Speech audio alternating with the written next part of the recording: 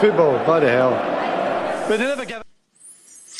Evening, everybody. Welcome back to Football Bloody Hell with myself, Andy Rogers, my co-host, Karl Levy, and join us tonight, Sean. I'll let you take it away from here. So, hi, everybody. I'm Sean. I'm a lifelong Birmingham City fan with a very keen, avid interest in running alongside with Celtic as well. So recently moved up to Scotland about a year ago, so going to be able to get to quite a few more games and whatnot. So that's always interesting. So that's about my my football extent. Follow the Republic of Ireland home and away as often as possible as well. And just enjoy obviously a bit of football, bit of a laugh, and attending matches and home and away games. Yeah. So you're a big Blues fan then? Like I was speaking earlier, Sean, Blues and Villa have got a huge rivalry. Obviously, up here you got Celtic and Rangers. What is it with? I know it's a Midlands thing and all that, Birmingham thing, but what is it with Villa and Birmingham? What's it like between? What is the whole rivalry? So you've got West Brom and that down there as well. Yeah, I mean, I think with the Midlands, obviously, it's quite a lot of teams in a short space geographically. But with Blues and Villa, obviously, it's the longest rivalry of the teams together across the Midlands. I think it's about 6 miles or so ground to ground.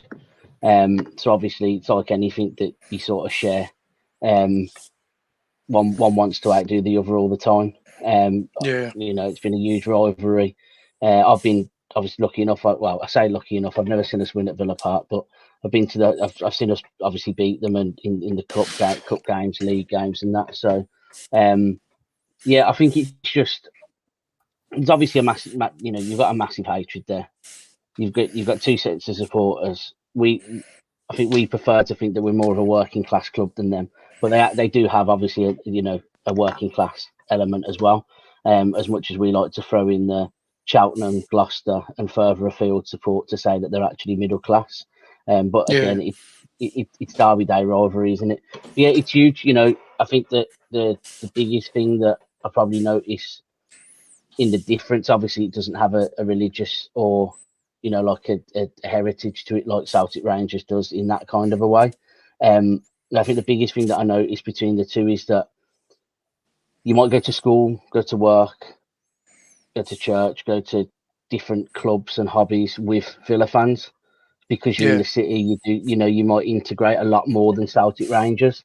So I think that's where the rivalry can be a lot more bitter on the other side, that you don't have any friends as such. You have Villa acquaintances, and I'm sure that there's less Celtic and Rangers fans that would be friends, and that their paths maybe wouldn't cross as much as a Blues or a Villa fan. But that Derby week, that Derby day, it's as bitter as it is anywhere in the world. Yeah, I mean, I'm a Man United fan down south. It's through my dad and that. But I've always sort of looked at, Carl's a Leeds fan. We have some great banter between us two. Yeah. Karl coming for Yorkshire himself, so it's a good bit of banter. Absolutely is. But I suppose it's a bit like Hibs and Hearts. You will mingle with Hibs and Hearts fans in like Edinburgh and that, and I've not got the greatest amount of Hearts friends, I've got to be honest. I think I've got maybe 3 or 4, but you work with them and all that in the city, Edinburgh and that, so you do mingle. It's not so much with the religious side and all that with Celtic and Rangers. It's an inner city rivalry, isn't it? Yeah, I think that's the thing. I think being the second city of the UK as well, there's a big we're right in this, well, say right in the city centre. It's a couple of mile walk to New Street train station. You're in the heart of Birmingham, and I think that's what the club really tries to immerse. And I think that's something that's been passed down as fans that ultimately we don't expect. We never have expected. I think that's been passed down from generation to generations. That effectively we've always been a second division club. You know, I've been lucky enough that I've probably spoiled in my lifetime actually that I was 7 and 8 years old when we got promoted to the Premier League. I can't believe that's 20 years ago now. Is that under Brucey? Yeah, under Steve Bruce, yeah. But I think that's the difference. Like, whereas my dad and that, like, you know, that they watched all sorts that we haven't really had to. Yeah, okay, we've teetered, we've been yo-yo, but we're yo-yoing between the Premier League and the Championship. They watched us yo-yo between the second and third division. Yeah. There's a massive difference there, and I think that's the thing that, you know, they're trying to immerse yourself with the club. It's got such a good feeling around it. It's very proud. It's very similar to Leeds in that respect. Everybody's very, you know, like the all Leeds aren't we sort of thing. It's that everybody's Blues. You know, don't get me wrong. Like, I know that the lads that live in Birmingham that go to every Villa game. You know, I've got some decent, you know, Villa friends that, you know, that they are more than acquaintances, but you definitely do try and keep a certain amount as acquaintances and not friends. But again, that's just your rivalry. That's just the way that the way that you know, everyone wants to be the best, don't they? But unfortunately, it seems at the moment that we're not going to get near them for quite some time. Yeah, well, you look at, you know, the way they're going just now, just taking 100 million for Grealish and, you know, signing players like Leon Bailey and Buendia. Danny Ings as well tonight. Yeah, which is crazy. It's a bonkers deal. It's come from nowhere as well. It's madness. It just shows all these ITKs are idiots, though, doesn't it? These ITKs are idiots. Mm. I mean that's the thing. It's just it's not even like a rumor. It did. I mean, don't get me wrong. They've obviously got the money there.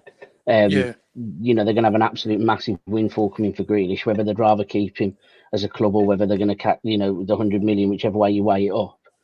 The additions that they've made there on that money, it's still, I think, additions that any club would be happy of.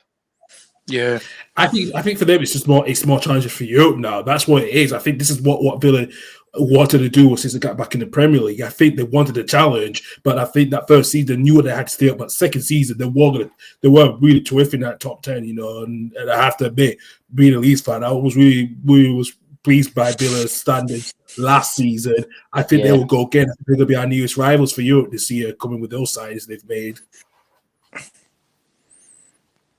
Yeah, they were. I mean, they got lost last season without Grealish. But moving on to your own club, Sean. You know, I've seen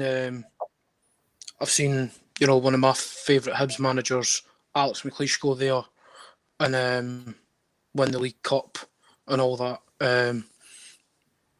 You know, what was your thoughts on all that time at Birmingham? Yeah, I mean, just such a special time. I mean, obviously me being such a big Celtic fan as well, when McLeish come in, it's a little bit of, oh God, like, because he's a manager of my age at Rangers where he's the main manager that I can remember as a kid growing up. You know, like Martin O'Neill, Alex McLeish sort of thing. And so, yeah. But I think obviously being a Blues fan, you get behind it, you back it, and we managed to win a cup, which is something that, in truth, do you think you're ever going to really see in your lifetime as Blues? You know, 10 years previous, we'd lost in the same final to Liverpool on penalties whilst we were in the first division. Oh yeah, 10 years previous to that. Yeah, it was like a 10-year cycle. So 10 years previous to the League Cup win, we'd lost in the final. And 10 years previous to that, we'd beat Tranmere in the Leyland Daff. So it was like it seems to happen in these decades of 91 to 2001 and 2011. It's true, Sean, which is weird because when you did win the League Cup in Liverpool 2001, you got promoted to the Premier League that year, and then when you won the League Cup in 2011, you got relegated. So that was a bit of a reverse. now since he said that, it is a bit of a reverse in parallel. Yeah, it was. It's really strange. Like when you look at the pattern. So like last season, now being 2021, you're going into it thinking we're going up, start up the promotion bus and all that, and we're scrapping for our lives again. We've give Pep Clotet the job, and it obviously Bowyer's come in and saved us. But to go back to your question, Andy, about obviously with McLeish and that, I think that the biggest thing about that time was that we were a Premier League football club, and we were an actual Premier League football club. We had our highest ever Premier League finish. We had full houses. We had such a good feel factor around it that going into the season, the season before, we had our best ever finish, and probably one of the best game I've ever seen Blues play when we played away at Everton, the FA Cup.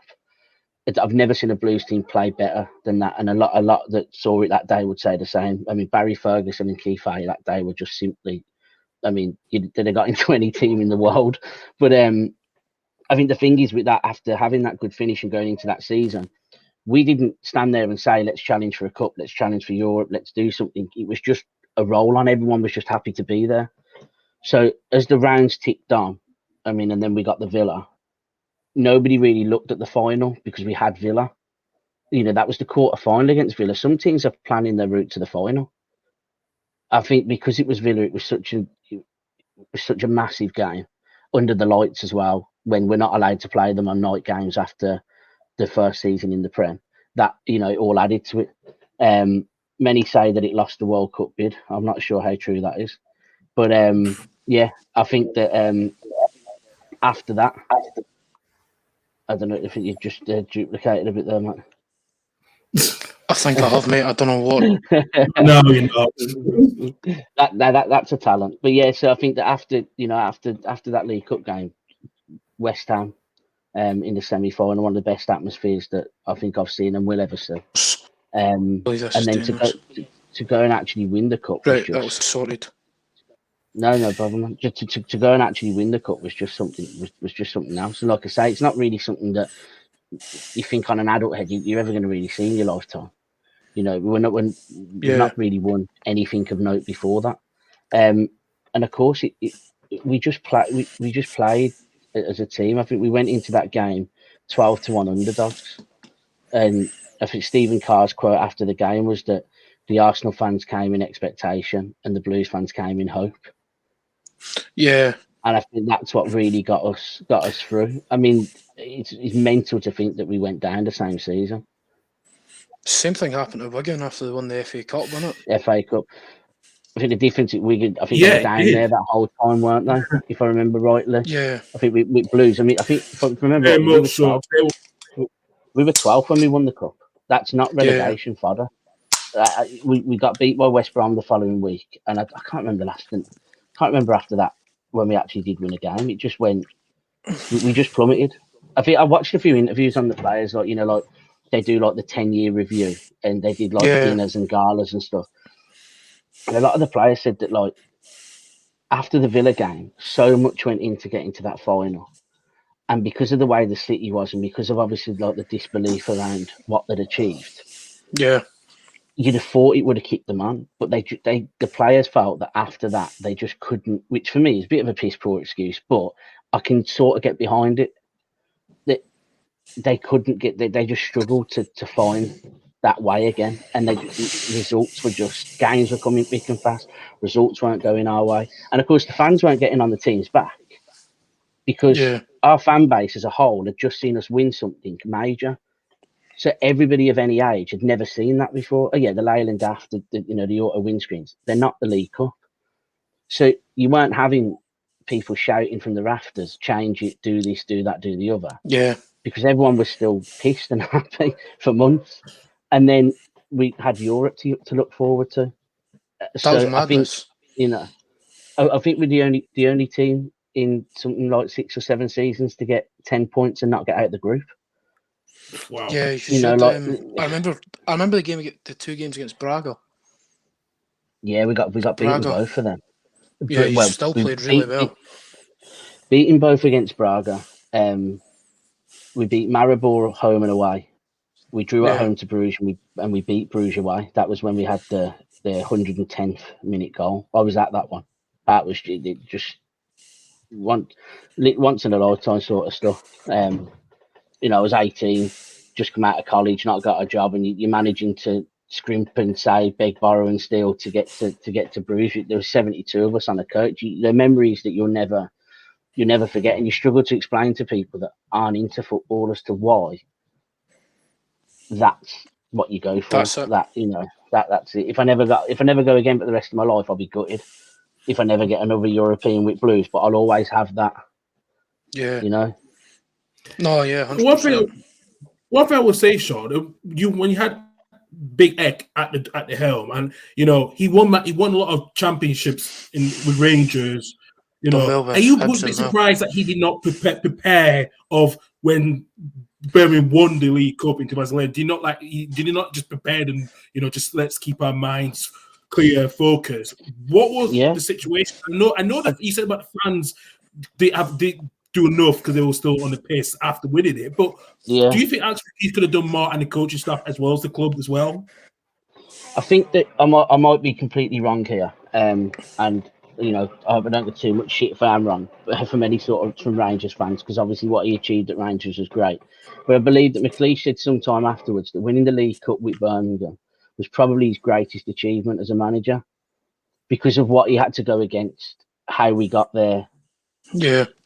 The cup run. I mean, we were seconds away from going out, and you know we had to get the penalties against Brentford. But I don't know whether it was just the cup run just took so much. But looking back on it, I think you're right. I think that you have to be surprised at a manager of his caliber that, you know, he's had helicopter Sundays, he's had big games that, you know, they've had to keep going to the end. You know, he's had all sorts. So yeah, looking back on it, definitely is very surprising that, especially his coaching team around him as well. He had a very good, you know, they had some really senior heads around them and really senior players as well. He's surprising that they never kept. So you had Barry Ferguson, Scott Dan, Roger Johnson, Ben Foster. You know, we had players in there that you would have thought that wouldn't go from 12th and miss out on the final day. It is surprising, you know. And then, of course, in that summer, then he left without warning and crossed the city. But what the surprising thing about that is, though, as well, he said in an interview that he didn't realise that the rivalry was that big. Yet it's in a massive invasion, and we beat them. Yeah. I remember those words. I remember those words. What he said, and I'm a bit amazed. He, you know, even me growing up, I kind of knew it was that big rivalry. I knew it was. I don't think he really he was prepared of how much of the city revolves with these two English football clubs, you know, going battling each other. I don't think he realized it. I thought he would have realized it when he was manager of Rangers during the Old Firm days that he was manager under. He couldn't just looked at it thinking, "Oh my God, this is kind of similar to Rangers and Celtic, the Old Firm rivalry." Yeah. I think what swung it in from what I can remember, what swung it in his head was probably more the fact that when he got there, they protested against him. So going from one end, we were saying like, you know, you're a snake, you're a rat, blah blah blah. But then when he got there, and you probably get them 10 minutes calm, they're doing the same as we're doing. So they're saying, well, we don't actually want you here. So, and a difficult, you know, probably a really strange time to him. But I think when you resign via email, sat on a sun lounger on holiday, you have to question how much thought has gone into the process. Period. So I don't. Whilst I thank him for everything that he did, and footballing wise, signing wise, as a time, what a time to be alive and to live through it. But I don't have any sympathy for what happened when he left. No, I would have been the same personally. Would have been the exact same. It's like sort of Jack Ross leaving Hibs and going to Hearts. go and manage in that. That will cause me. It will cause me and both clubs, to quite honestly. Imagine Lenny. Can you imagine Lenny going and managing Rangers, sort of thing? Oh, you know, like in the middle of like last season. Just shit like that. Like, and he's just won a cup. He's took us on our best Premier League run. We've obviously gone down. You're trying to get someone to shore it up. But don't forget, he took us out the Championship as well. Yeah. True, he did. So like, he took us out the Championship, gave us a really good, stable couple of years in the Premier League with a trophy. You're looking at going down again. You're thinking, well, piss it. You keep that squad of players together. You see what they can do. You avoid the fire sale. Avoid what's happening, and we'll be all right here. And then obviously he leaves. But then his replacement, what a dream, in Chris Hughton. What a manager. You know, I mean, superb. But actually, he gets a lot of credit, Chris Hughton. It's true though, because when we lost to Blackpool, he just said the next day I'm off. But again, it was in that time when he come in for Alex McLeish. He brought just as good a level of football. We had Europe. We got to the playoffs. So nobody really gave him the stick that potentially he probably deserved. Yeah, absolutely. Do you think he was still in that? I'll let you go, Karl, sorry. I have to admit, when you got Chris Hughton, I thought he was the right man to take you back up to, quite honestly. I really did, because the way he got treated at Newcastle, you know, I thought to myself, you know, at the last act, and then he never plays Alan Pardew the next day or so. I'm surprised that the caliber what he brought in, I thought he was ready to bring you guys back up. I really was. And then, like I said, when you lost to Blackpool, I fair play to him. He thought he could do the best he can. And under that season, you had to play, is it 3 days a week you had to play most of the time in Europe? Yeah, that is tough. You've got to contend with a championship season and with Europe. So, like, I think that the general feeling, looking back on it at the time when we got to Europe, was that we were going to have one game. But because the League Cup winners are supposed to go in at the third playoff round, the third qualification round. The FA Cup winners go in at the playoff round. But Man City played Stoke. But of course, that season we got to the sixth round of the FA Cup. We were only minutes away from going to Wembley against Stoke again. But again, that should have been huge. But nobody really realised it, because we'd won the cup. The fans weren't pushing for that next time. And looking back, obviously we should have. But anyway, the way it should have worked was that we went in the third playoff round, and the FA Cup champions went in at the playoff round. But Man City beat Stoke and won the league. So Stoke had to swap places with us because we were a winner. So we only had to play one game, and we ended up getting CD Nacional from Portugal, Madeira.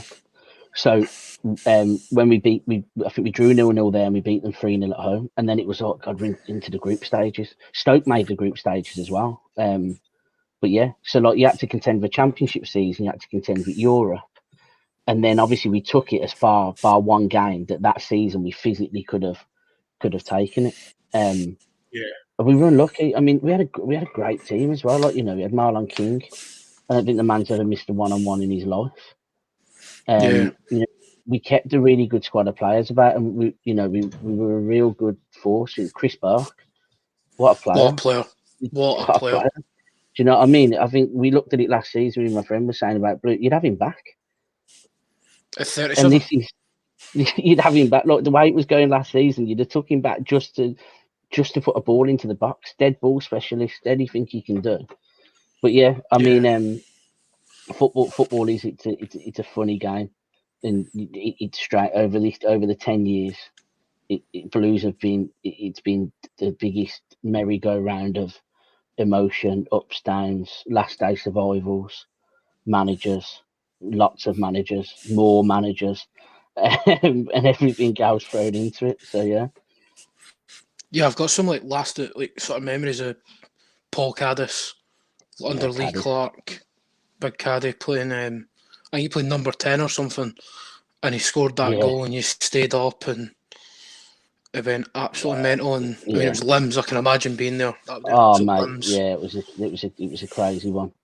I mean, and that's the thing, that season again, we don't seem to do. I know that every football fan thinks that their club don't do things by halves, but that season we won two games at home. One was on the Saturday, one was on the Wednesday, and we scored 4 goals in both. And then we never won at home then for the rest of the season. And this was, I'm not talking that this was May or late April. This was September. We played Sheffield Wednesday on the Saturday and beat them 4-1. And we played Millwall on the Wednesday, beat them 4-0. And we didn't win at home then. We even Lee Clark started making the players stay in a hotel in Birmingham and bussing them into the game to try and make it feel like an away game. We were going away from home and winning. He did the same in Huddersfield as well. When I spoke to him, because I met Lee Clark a few times when College was sponsoring the club, and I asked him about that. He said he did the same thing with Huddersfield Town with those players that he had at the time. He did the same thing. Because the feeling around it was that there was quite an ill feeling about him. There was quite a he was quite hated in a sense that. Tactic wise, I mean, he played. He got to a point where it was bingo ball selections. It had to have been because you were looking at a team he was playing. You had left backs at right mid. You had right backs playing number 10. You just had all sorts. It was such a. The team selections just got to a point where you just thought, what you don't know what's going to churn out next. So how could there be any consistency? And I think that everybody just got to a point where it was like. Going to Bolton, you just had to accept that this situation could not change. And I think Leicester were going for 100 points, and I think that was probably the biggest thing for us, that they still had that 100-point gap because they went at it against Doncaster. And obviously, we're 2-0 down on 74 minutes. It felt like a lifetime. It took me, I'm not even exaggerating, it took me years to realise that Zigic scored 2 minutes after because I'd never checked the goal times. I knew Cadiz's was late. I knew it was 96 because we had obviously the 6 minutes added, but I never checked Zigic's goal time. It felt that realisation at 2-0 down, knowing that team weren't good enough. Yeah. Was how are we going to turn this? How does this turn around here? But I mean, like you say, the limbs from Cadiz and just brilliant. Yeah, smallest man on the pitch as well. Oh, he's tiny, man. The smallest man on the pitch, small. and he scores a headed goal to keep us up. Never won a header in his life, so he says. And some of the interviews he's done after with that again have been brilliant to listen to because Clark as a whole, he's not a bad bloke.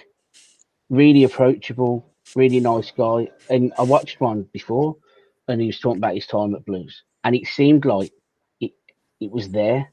They tried everything, but for whatever reason, the results just weren't coming in for us. Yeah, I watched. I think it was his. I watched his open goal interview, and I watched him on. Is it Under the Cosh? And he seems like listen to him going, "You're not a bad guy. Like you'd find it impossible to hate him." And hearing I heard Paul Cadis's interview his time at Birmingham. He was on there on loan for Swindon. Swindon, and he said he played. Says he played every position apart from goalkeeper. Goalkeeper, yeah. And I genuinely think if he was tall enough when we played Bournemouth, I think he might have even got the nod. To be quite honest, I think he would have. I think he would have actually have played in goal at some point if he could have. Yeah, how did Big Gaz O'Connor do it at Birmingham? Because all I remember him doing is causing chaos with drugs and all that. I mean, he's a big hero of mine. For his first spell at Hibs.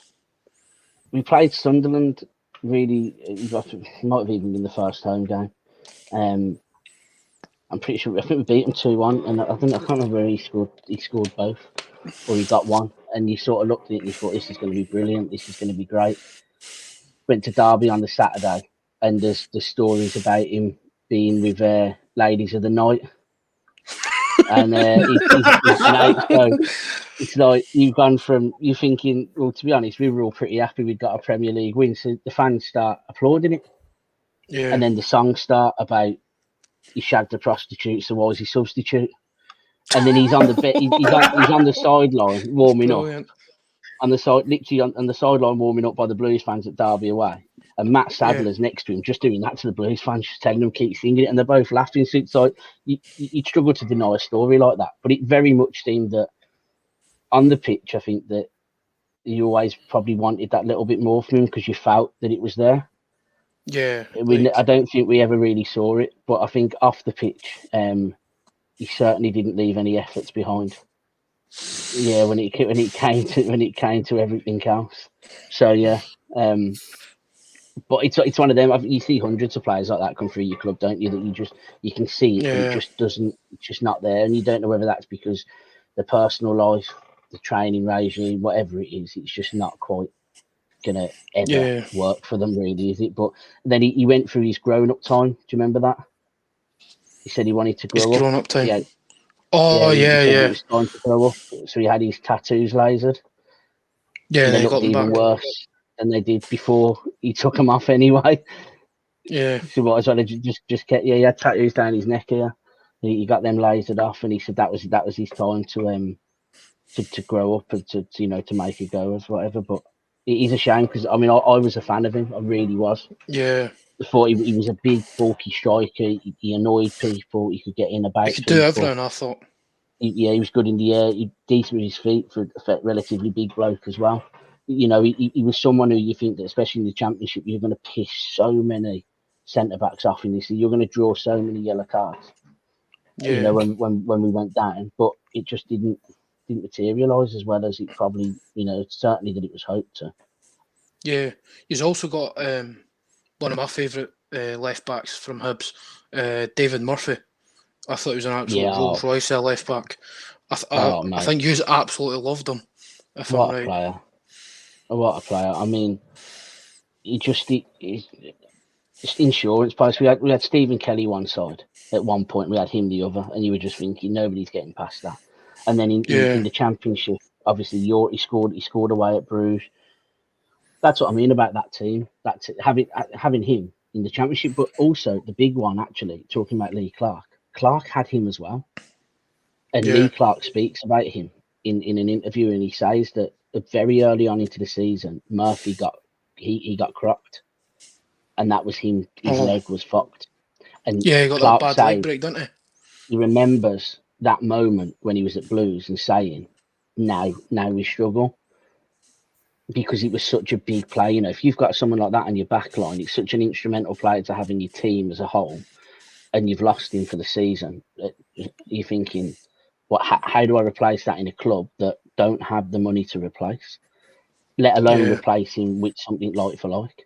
But yeah, I mean, he was just a joy to watch. He was just everybody's favourite sort of hard man with the nicest good guy attitude you could ever. It's just his professionalism, his mannerisms on the pitch, everything about him was just, you'd have him he'd be your first name on your team sheet every time. Yeah, it was the same for his 3 years at Hibs. It was unbelievable. Karl, get anything you want to add, bud? Before we get into the topics. Yeah, before we get to the talk, where do you see Birmingham City going this season, Sean? Because I know your first game you got Sheffield United this week. That's going to be a really hard game to go with. Where do you expect Birmingham to do? Because I know with the ownership issues the last couple of years, there's been a lot of ownership changes in the background of the board. But where do you see Birmingham? Do you see them really mid-table under Lee Boyer this season? Yeah, I think so. I don't think we're going to pull up any trees. I think that addition-wise, he's done well. Squad-wise, he's done well. I think by all the rumours and accounts, Cosgrove's on his way out anyway in the most pointless transfer and the biggest waste of £2 million in financial history. Thank Christ he's never doing this, but so something's off there. Well, yesterday is the biggest rumour that Nesbitt's going to happen, but I don't know enough to put my head on the line and say $5 million.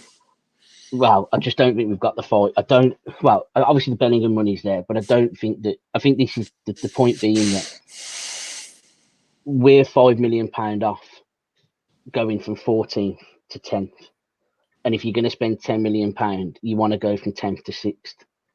Yeah, 4 or 5 million. And I think that's where we are. For me, I think after last season, dodging it again, give him his season, get the owners not too involved in sacking him, he's going to get us to a steady mid-table finish, and it's going to be, you're going to have some good results, you're going to have some bad results, but it will be enjoyable.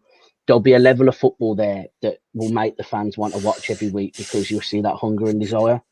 But I don't think we're going to quite pull up the trees that anybody, that I'd love to see us do. But that takes time. But again, he won the cup with us. He's a fan's favourite coming back in. It's got a real good feel factor around the place. We've got a horrible start.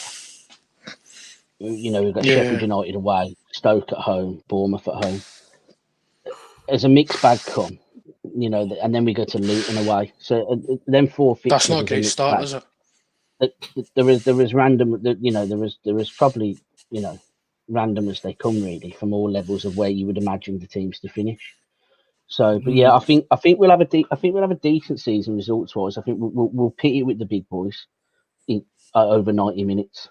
But I just don't think we'll be consistent enough, and squad depth wise, we haven't got enough to bolster it up. But as I say, after the few years that we've had, I think anywhere from 14th to 10th is a good season. Yeah, because I know he's brought in Chong for United. Yeah, it's a big one. Looked very good against West Brom. Yeah, he looked good against Derby County as well. Scored a lovely goal. Before he joined, yeah. I think that's what I mean. Them kind of signings, they're exciting. The good loan signings. We had don't forget under Clark. We had Jesse Lingard. Jesse Lingard's debut was one of them aforementioned 4-goal games. He scored 4 on his debut. Trevor Francis did the same. So it was a bit. They're the kind of players that you get in now, and they give you because there's so much talent there. So I think we'll be quite exciting. But it just worries me. It always worries me with Blues what we do against the teams around us. Even in the Premier League, we were brilliant against the top 4, but we always struggled against teams around us. And I think that's a tradition that we've not managed to shake. So that would worry me that these additions are brilliant, but if there's not fresh legs and the squad size there, then you run yourself into the ground by Christmas. Mm-hmm.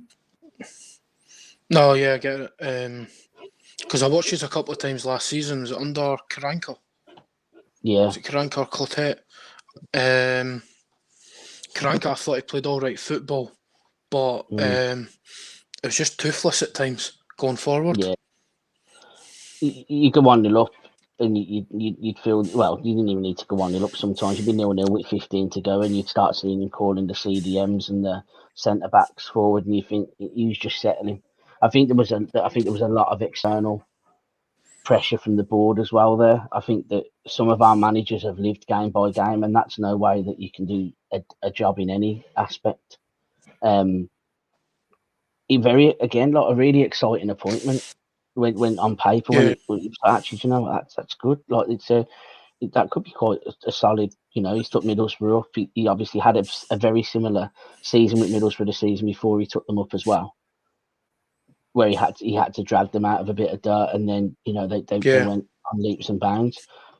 But again, the difference is they had like a British Sambalonger up front. If you've got something like that, your team makes your job a bit easier. We didn't really have anything like that, and you do struggle then because you lose one game and your next game's 4 days later. You lose that, your fans are down, your players are in the dumps. It was the right thing, obviously, to get rid of him, but the worry at the time was who would we bring in. And then obviously, Pep Clotet got the job, and it's sort of like, right, we'll get behind him. But you could see from his assistant role and his caretaker role, he wasn't the man. Because it wasn't an overly exciting day when he got the job.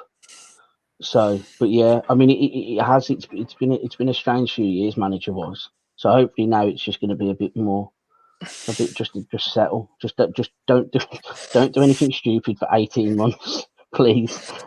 Just a bit of stability and progress, isn't it? That's it. Yeah, that's it. Right, so we're going to leave Birmingham English football and that, and we're going to get up to where we all live now in Scotland. I think no place really to not take it as Celtic signing Joe Hart and James McCarthy. What do you think about the signings? I think potentially they're both great signings. I think Joe Hart's got a point to prove. James McCarthy's a solid player if you can keep him fit. And probably the ideal. I like McCartney. He's always been when he was always fit. He was really good. He was always good. You know, I think those last couple of years at Everton is just taking a toll on him, especially his injuries. I know there was a bit of fight between him, Everton, and Roy Keane all that time when he was there and all that was going on. I think with Joe Hart has got a lot to prove now, and he does. And I think he's taking that wage cut. That means he has a lot to prove. Yeah. Mm. Yeah, I think that I've got a soft spot for Joe Hart. Anyway, from his low. He was at Blues, wasn't he? Yeah, I mean, around a very good time as well.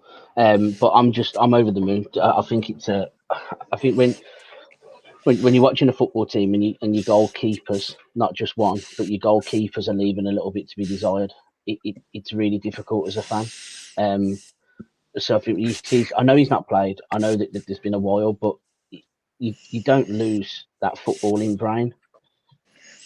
And I think for him, he's a leader, and I think it's something that Celtic really need. And effectively, as you say, you keep McCarthy fit as well, and you've got something senior in there, maybe to bring it together. I mean, I did say in the interim with McCarthy, would you not have gone all out to keep Brown? But sometimes things just need a freshen up. Players need to move on, and I think that they're very good, quite long contracts. Maybe a slightly less deals probably would have been a bit more favourable as a fan. But I think as two signings, they're as solid as you're going to get at the start of August when your season started. Yeah, I mean, my other half's Celtic season ticket holder, and we sat and watched the Hearts game, and when Suter put in the second goal, we're sitting on my bed, and I just kind of looked at her, and she was just like, she genuinely didn't speak for about 5-10 minutes. She was just sitting there like, what's going on at my football club? Nothing. Yeah. While I'm sort of rolling about the bed, laughing my head off, because there is this perception Hibs and Celtic are like that. It's a perception. True. There's a lot of Hibs fans that dislike Celtic in that because of the whole thing about a brotherhood and all that between us. But because I'm from Edinburgh, I think first and foremost, sorry, Andy, go ahead. No, you go, man.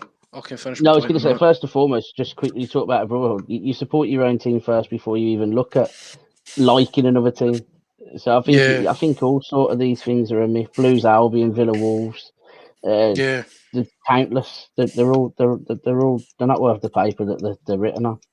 Yeah, 100%. And as a Hibs fan, I'm sitting thinking we can challenge Celtic. This is great. This is great for us. This is +3 for us if we beat Motherwell on the Sunday.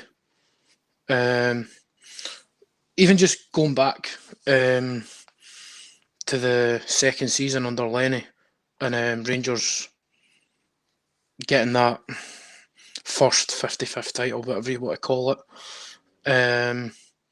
Where did you see it going wrong? Because I know a lot of Celtic fans seen it quite early.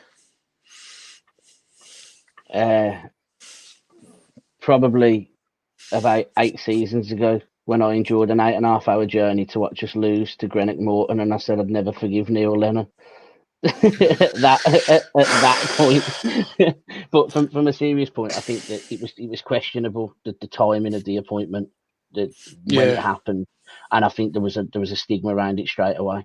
But I think for me, when you're looking for answers and they're just not quite, I think that the Rangers game at home, the first one with the Goldson brace, that was it's a sickener to lose that at any point. But I think that was one day particularly where you think, right, there's a bit of a tide turning here. They are unbeaten.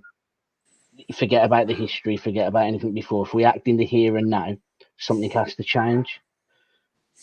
And then when the fan base starts splitting between he's a club legend and get him out, it's when you want your board really to step in and try and shore it up a bit. But I think that there was a lack of anything outwards. So even if they didn't sack him, there was a lack of statements. There was a lack of belief. You could see it was pretty draining. It was going to go sour. And then the longer that it went, the better the results got one side and the worse they got the other. And then it becomes impossible to replace them. Yeah. You've left the next man an impossible job. Yeah. And then before you know it, it's completely game over and 10's gone. Okay, there was a quadruple treble in there, which is an absolutely amazing feat. Yeah. But realistically, looking back on the season, did it really bring that much pleasure other than at the time? Whereas with the treble, that went through everything, didn't it? But yeah, I think certainly for me, it was around that sort of that time just after the new year, especially for me, where you just thought, surely no. All the COVID stuff and all that, and the Hibs game and surely no. Yeah. This is maybe just me, right? But I've seen things going wrong well before that. 27th of February, pre-COVID. He's lost to Copenhagen in the Europa League. Yeah. I just started going out with my partner, and I told her, I went, sack him now. Mm-hmm. And she went, oh, he's a club legend and all this stuff. And I went, no, it's finished. He's finished. And then I was like, no, he'll get the 10, it's fine. Gerrard's an idiot. Sort of renewed my Lennon faith from his Hibs time. But even I was blinded by it as a Hibs fan. Just didn't know. I didn't know what was going on there. Oh God, here he is. It's difficult, isn't it? Because you think that, like, it's like you say, it's hard. Paul. How you doing? Hello. Here he is for appearance number. Is it 4 or 5, Paul? 4, I believe. Paul, welcome to the stream. We're just at the point we're talking about Celtic. Oh, so I've came at the perfect time for Sean to say stuff then. Yeah, sort of. Sort of. Just had a recap on like Birmingham and favourite memories and, you know, everything about that. We're just going into where it went wrong for Celtic the last sort of 18 months, 2 years. Right, okay.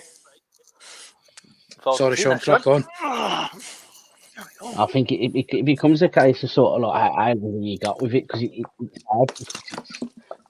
You're looking at so much success, and then, you know, it's not just losing games. It's not being competitive in them either.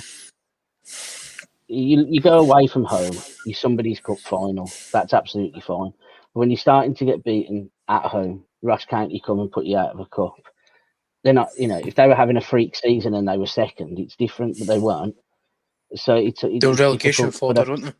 Yeah, it's difficult when you're looking at something that you can see is failing and nothing's happening. And I think that he got the respect that he deserved. I think that there was some ill-advised comments, and there was some comments that weren't very nice to see to someone that had given you so much on the pitch and managerially before and taken so much flack in the process. I think that could have been cleared up a little bit better. But we're looking at a time here where people of the world had never been more frustrated. You're locked in. People are working from home, living from home, everything happening. All people wanted to do was get into the ground and let that emotion go. But unfortunately, you couldn't. So I think that built that side of it up as well towards Lennon. But it did get to a point where after every game, you were sort of refreshing Twitter thinking, it'll be now. And that's not a nice feeling as a fan, because you're almost wanting it to happen as well, because you want to move forward. Yeah. But, you know, I totally agree. It's just difficult as a whole, really. Yeah. How do you think, providing Ange gets his own way with transfers, how do you think he can do? You know what? I think footballing wise. Sorry, mate, I broke up a bit there. I think my internet's just go ahead. Yeah, I think that footballing wise, you can see it. Like it's a style of football that I'd be happy to watch week in, week out. You know, he wants the ball on the floor. He wants to play. You know, Kyogo that signed. He wants somebody in there that's got a bit of trickery about him. He wants to take the game to teams, and you saw that against Hearts. But when you can't cross a ball, it becomes a whole different footballing lesson then from Monday to Friday. You look like you can do the basics, but you're not doing the basics, and that's difficult. Hold on, boys, it's me. I'm back. Yeah, I think if you look at yeah, he said he had a torrid time.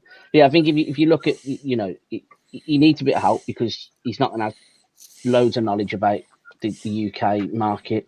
He's not have loads of knowledge about maybe European skating systems and whatnot.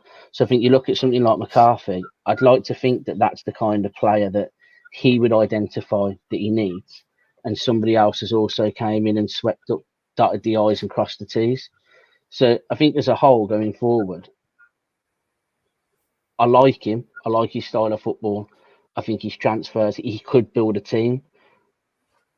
But you start walking a tightrope when you don't know how much time you've got. Yeah. Not maybe in a managerial position, but in a time of how big does the gap get?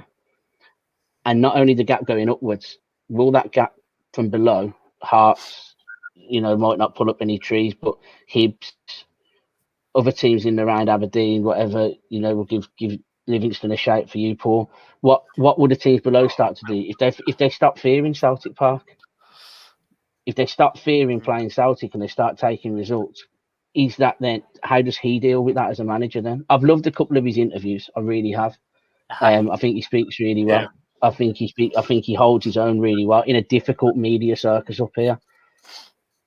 Yeah, I agree as well. I like what he's trying to bring into the club as well, and in the interviews he had to take, because like I said, the media can be a bit in Scotland can be a bit vicious, especially when it's big clubs like Rangers and Celtic. But they really, I think I just really taken it quite well, and actually said, no, I'm not going to be tolerating this way if I have to, if it takes a year, 2, 5 years to get Celtic back where it is. I think I'd certainly like to see him given time. But as I say, it's difficult to give somebody time when ultimately you've got one of the biggest rivalries in the world and one side is happy and one side isn't.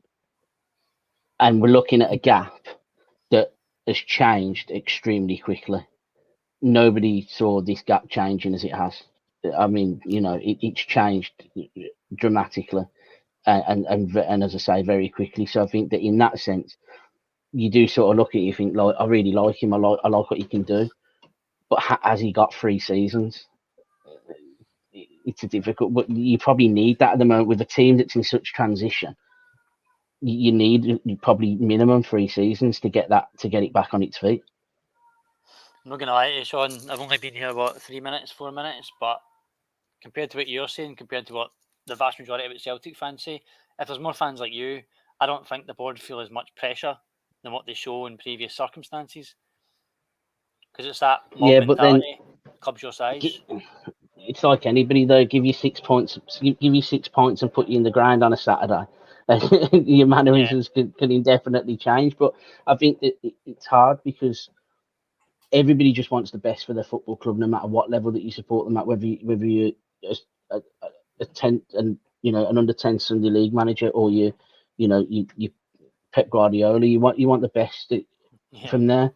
You want to get the best out of your team, and I think that for me, seeing a manager trying to implement his philosophies in a league that isn't given credit, in a media that are very cutthroat, I think that's really pleasing. But the problem is when you've had so much success, you want the answers yesterday.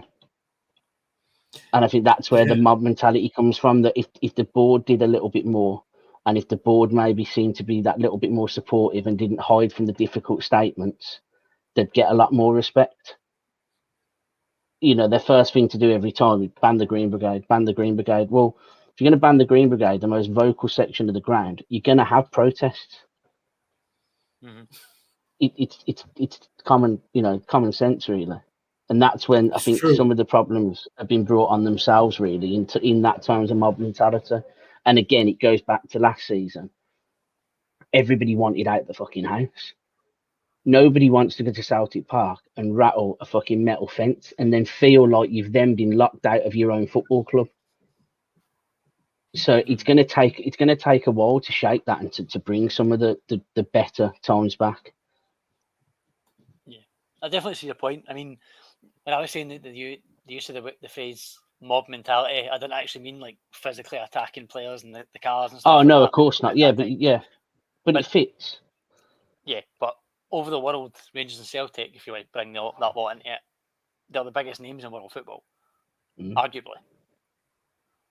So regardless, especially now with social media, the internet, that mob is accessed in person. Yeah. On the hotlines and radio. I mean, Sam will tell you he's a radio presenter. On the telly. Then of course you've got the platforms like now, like YouTube, your Twitter, your Facebook, your Instagrams, your Tumblr, etc., etc. They're all on there. You can't escape. It doesn't go away. Yeah, patience. I think is key. It's not left. No, you're spot on. It's not. It doesn't get left on the field anymore. I think that the players are the only people that. Well, maybe to contradict myself, they're not. They take a lot of stuff away as well. Like, you know, we've seen Julian Lescott tweet car photos from his pocket before. You know, some of them forget that. You know, I'm not saying they should all go home and be doom and gloom about the result, but sometimes the reflection period is quite nice. But yeah, you're never gonna get away from it. Anybody can log in now and have the same. One tweet could change any of our lives in an instant, depending on what you tweet. That's the way of the world at the moment. So when you've got things that aren't going well, match-going fans, and more importantly, non-match-going fans, can get these values extremely twisted. Oh, extremely. Majorly.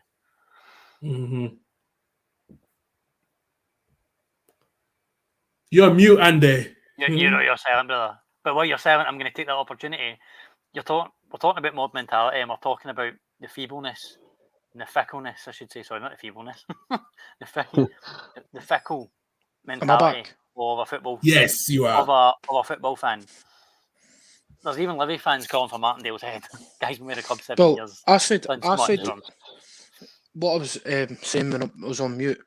I've seen this firsthand because all my other half for Celtic season tickets have been for the last sort of 10, 15 years. And I sort of have seen the comments from their boss, and the comments are mental about it after the Hearts game. And Chaz to go was one of them. I don't know what you want the guy to do with kids at the back and half a team that's probably still in disbelief for last season. And a £20 million striker that doesn't seem interested. It's hard. It's a shocker, really. I mean, this is the thing. Like, as a football manager, you can put your 11 out, but realistically, unless something's going drastically wrong and you've got the substitutes to change it, you get 15 minutes at half time and you get as much shouting as you can do from that sideline. If your players just are struggling on that day to pass a ball 5 yards or to cross a ball or to win a personal battle, there's nothing else he can do. He can bring his subs on, but if his subs fall into the same regime, that game's gone. I'm not just talking about Hearts, just talking in general, that a manager can only do so much on the actual game day. That's probably where he's strangely got the least amount of power, other than 5 substitutes. Training, he can stop it. He can tell his all to fuck off inside. He can say, right, go and do that, go and do it. He can change up his drills. He can stop that in that moment to change it to suit him. But game-wise, you can't just blow the whistle and say, oh, we've had enough, or can we just have 20 minutes to calm down a bit? Yeah, so, definitely. You know. True. And sort of flipping on that, from the Celtic point of view, Karl, do you want to take it from the Hearts point of view? I thought, I didn't think yous were overly great. I'm going to be honest. I thought yous were average. No. Yeah, we were. But I think getting that first win back was so vital, to be quite honest, and get a Celtic side that is still in limbo at the moment. During the last 12 so months, we spoke last week about which Celtic side will come off on Saturday. Would it be the Celtic side that could beat Mitchell, or would it be the losing team that beat Mitchell is just so decimated? And pretty much we got the loser side. And I think they felt that on Saturday. I think having the fans back was vital as well because I think it was about 5,000 fans was back at Tynecastle Park. Yeah, 5,600. Yeah, so it was a huge effect that we got the fans back, and yeah, we looked average. We're not got a big squad at the moment, and it's hard to tell what Nielsen's trying to do come the end of the transfer window at the end of this month. But the win was crucial to get that win, and a lot of people have been saying it depends how we do. Look, I still think we'll finish in the bottom six, but not in the relegation battle. I think we'll be a little bit above average with what we have for now. But if we do get some really good play, some signings, quality signings, I'd be saying, not quantity, quality signings, we'll see if we can get just in the edge of the top six. But it's going to be hard at the moment. I'm going to see we'll just miss out the side of the top six, but we'll finish in around the mid-table, but not in the last bottom three. So, but like I said, Celtic, were poor with that second goal, so poor, and they didn't even defend properly, which was surprising. Johnson was the only player that jumped up the air, while the rest of the Celtic players didn't even jump up and defend it. So, but no, the win's a win, and I'll take the 3 points for now. Huge gives a bit of a boost a little bit after the season before. So, yeah, it gives you a platform, doesn't it? It does. Paul, we'll move on to your result. Not the greatest start to the season, but you have it. No, nah, it's fucking pitiful. I mean, you've got a horrendous start. Rangers and Aberdeen. It's no a start anyone wants. Oh, Sunday is literally via the levy in, and then if I make the game, I make the game. But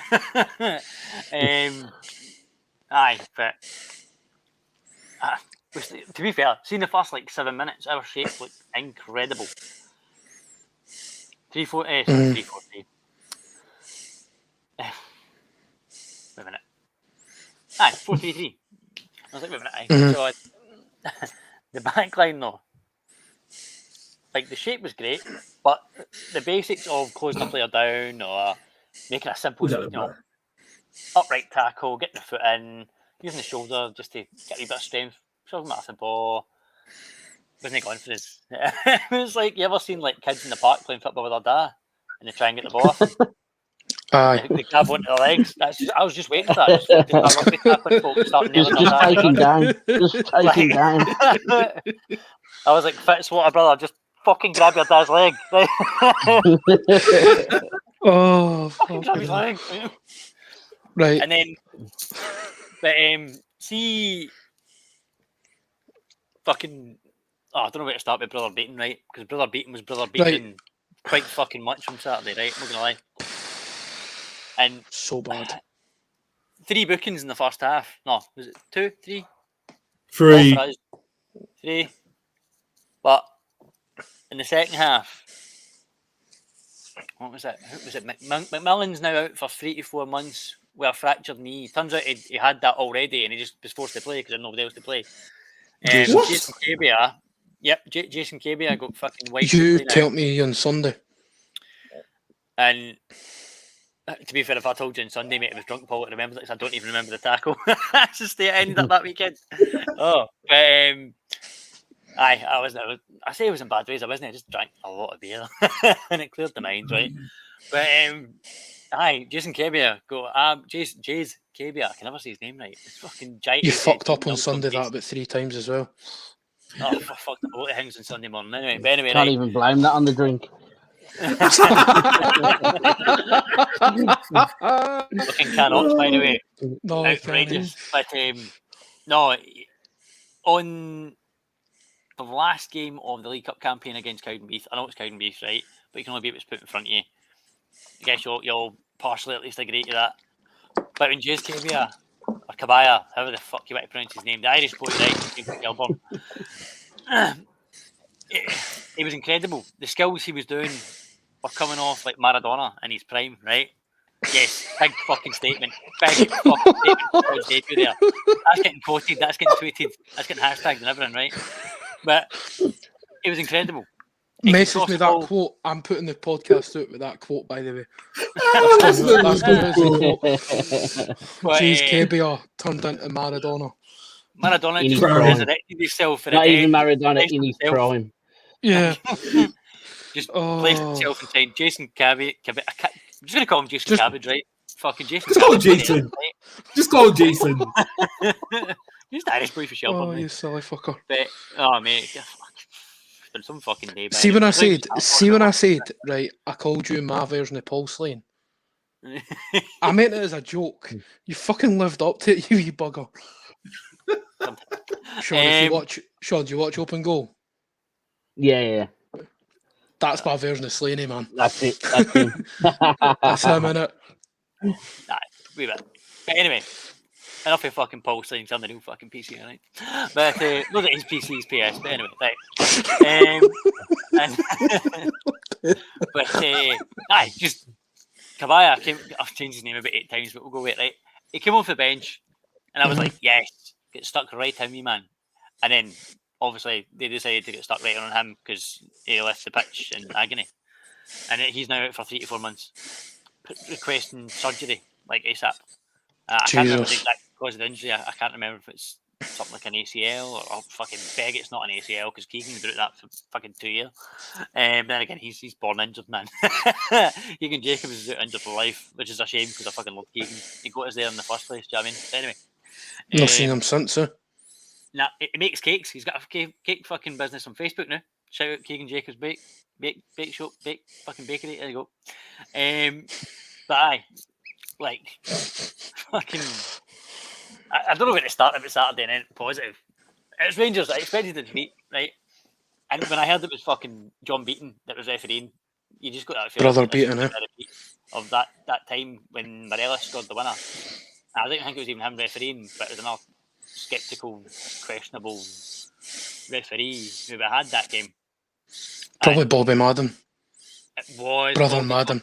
Bobby Magan, fucking But it was just a fucking reprobate, man. And then see the goal, see the first goal. I mean, 3 players offside. 3 players offside, and then Hadji's left unmarked. As fuck. Literally, You're that is like, the way you what the fuck? Unmarked as fuck. And the freedom at Ibrox, literally. Yeah, can't take nothing away from him. Scott Wright's finish outside of the boot, outstanding in the corner, outstanding. Yeah. However, you ever used Photoshop? I swear to God, I was watching that game and folk had like doubled our players. I generally thought I saw 22 players defending the ball, and he still manages to get the ball in the corner. Like, how the fuck is that even possible? I was actually counting players, and I'm pretty sure I've counted him already. But that could have been the drink. That generally could have been an excuse for the drink because I was seeing double. But like, generally, it was so bad. Marking all the place. You couldn't even say it was Ronald. It was literally like fucking COVID's been lifted and every cunt's now mixing together. That's what it looked like. Every cunt in the shopping centre just fucking merging together and just fuck mass and just went. He's got right. Appeared at anywhere, hit the ball in the fucking corner. He's outside his right boot. But you're going full PC, man. And then the third goal. By that point, I was just focusing on the juicy. That was it. The good old fucking tenants lager. It was rocking and rolling in that pub. I tell you that. It was that bad. Hit it. I swear to God, you know the biggest regret at COVID when you're allowed to go out and go to pubs and go to restaurants and that. You know what I miss? Actually taking the physical effort to walk to the bar for the barmaid or the barman to go, PC son, you better check yourself. You've had too much. Not only are they saving your health, they are saving your wallet drastically. See these apps? Serious chat, by the way. PayPal, my PayPal's fucking struggling. Never mind this one-time passcode to get past the security. It's like, no, let's fucking scoot right on in, son. There you go, £3.70 a pound. That's a fucking bargain. Just fucking slight, mate. That's the best bite ever. Even PayPal's coming out the phone being like, that's a fucking beautiful pipe, Paul. You should get another one. Some up like, fingerprint security, no worries, man. Straight on that. I swear to God, I had about 40 emails confirming. Thank you for your confirming the rest. Oh, I swear to God, man. You want that was reading? It was like a couple of Thursdays ago when we were at the Livy Inn. Oh, that was just fucking going like that with a fucking. With a fucking Moretti. Livy Lodge. Lodge. We were on. I don't like to call it Lodge. It doesn't sound a bit right. I know. Da Vinci's for me, like big dad. But no, like the third goal, I was just like, that just sums up our season so far, and it's only just started 90 minutes ago. But aye, it's signs of things to come. I think unless Martindale gets the scouting right, which see when he brought the players in, like Shinnie, Andrew Shinnie. Andrew Shinnie's a cracking player, mate. He was for us though, like for the style of play he was trying to get. He's a playmaker. Aye, but I don't know. We've got big Brucey Anderson up front, and he needs service. Kabia, he was giving him service in the game that he came on against Downbeat. That was clear to see. Mm-hmm. Against the other one, we got beat 2-1. I wasn't there, but I heard it was generally one of the worst performances people have ever seen. Love the shot for anyone, the whole team. The first game against Brecon, standard 3-0 win up at Brecon, which obviously nobody saw because we weren't allowed there. But it was a weird group stage. We got through in the end, which is the main thing. And then to come out against the champions at Ibrox in front of I don't know how to put this, but a COVID full stadium, if that makes sense. 25,000, yeah, that's a full. That is. If it was full of COVID, that would not be a bad thing, lads. But no, but do you know what I mean? They were always going to do you, Oh, they were. But it was they were always going to give you a scudding. We made it too easy for them. That's the issue. See if we held out for like 70 minutes, and then they'd went fucking full on Barcelona Rangers, right? Or whatever you want to fucking label them. Yeah, because when was it last season when they couldn't score past you when they had over 70% possession, and you actually got a very good draw, clean sheet away from the Ibrox last season, and somehow you just what a difference it makes a year compared when Rangers. Because I looked at the article on Athletic how Rangers were a year ago, man. That is so different, you know. So exactly. Yeah, it was a 0-0 draw. I know it's going right back. In fact, that was actually the same game that Sarkic had his man of the match performance. One, but he's an ex-Villa keeper. He's went to Wolves. He was. He went to Wolves. He's at Blues now. He signed last week. Is he at Blues? Actually, yeah. No way. He signed last week. He conceded 4. We had the most pointless pre-season friendly ever on Saturday against West Brom. I genuinely, I can't. I don't know whether you lads will mind the time when you decided to arrange a pre-season friendly against a team in your league and a local rival. But I think we played them last season, but obviously there was COVID, so that made a bit more sense to keep it as close knit. But he started on Saturday. He's not going to be number one. Etheridge has had COVID. He's coming. You know, he's back in training. But yeah, a bit of a weird one, really. Don't think anybody really knows much about him. Fans loved him, man. See when he left, man. Folks these were greeting, eh? Yeah. It was like a death in the family, man. Is he on? Yeah. I wonder, is he on loan for Wolves, or is he signed permanent? No, it'll be. I think I'm pretty sure it's a loan from Wolves. A loan deal. Okay. Yeah, it's a loan deal from Wolves. But we've let G-Cock went. So you'd only have sort of like Etheridge. He'd be I'd imagine he'd be number 2. Yeah. Fair play. Who's your number 1? Is it Etheridge? Yeah, Neil Etheridge. Yeah. He's a cracking keeper. I like him. He's a cracking keeper. Was he at Cardiff? Yeah. Cardiff. Yeah. Cardiff. Yeah. Nice one. Now that you're talking about local derbies, do you remember a few years back we played against Lithgow Rose when they just won the Scottish Junior Cup? Oh, aye. Season friendly at their place and they fucking spanked us 4-1. Fucking ridiculous, man. That was our first season in the SPL, and obviously we came up, you know, like I remember. And we played Lithgow and they fucking hammered us. 4-1. Aye, albeit a season friendly, but ridiculous. But anyway, no, like that game where he kept a 0-0, Matty Sarkic scored that. I think it was Save of the Month or something like that, and it was on like Sky Sports and stuff like that. Yeah. No, it was an outstanding save, and that was that. Was it Roof that hit the free kick? Was he saving it, Rangers then? Nah. Yeah, he was. Yeah, it would have been him then, because I think it was around about the time actually he scored that goal against was it Sporting Lisbon or some Portuguese team? The lob from the halfway line. Somehow didn't get the Stanley Age, yeah. When the other side of Portugal called Belgium, that one, right? Cool. See, Sean caught that.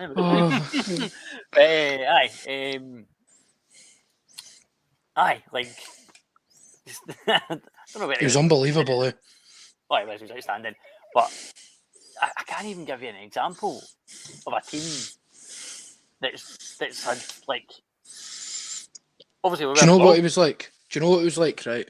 Do you remember United drew 0-0 with Burnley a couple of years ago under Mourinho? Roughly, and literally Zlatan had about 10 shots and Tom Heaton turned into prime Manuel Neuer. It was like that. Yeah. It was literally like that. Yeah. That's true. It was one of them. He turned into Neuer, Sarkic, if it was the one thing to compare him to. Like, even moving on to Sarkic and going back to the actual team at hand, but Livy have literally went for this hard pressing, hard working unit. Pain in the arse team. If you want to label it that, then fucking fair play, right? Pain in the arse team to play against. And now we just look so lethargic. It's unreal. We don't even look. It looks like we've literally just went round the play parks and went, "Here, mate. You know how you just took your son to the park? Do you want to give him a story to tell him next time he goes to the park and just tell him you played for Livy?" Mate. David. I'll stay on that. Ibrox 10-3. Aye, fuck it, mate. I'll be there. Do you know what I mean? Like that's literally what it seemed like on Saturday. And again, that can happen with the hard press, though, can't it? That's the danger of the. I think that's the danger of the pain in the arse team and the hard press. If you get that hard press wrong, you get your arse slapped. If you come up against a team that yeah, if you look at a team that are trying to hard press against you, and you just go fuck off, no chance. Yeah. You'll run rings around them because the hard press it's too, and you look stupid when it doesn't work. But yeah, done right, beautiful.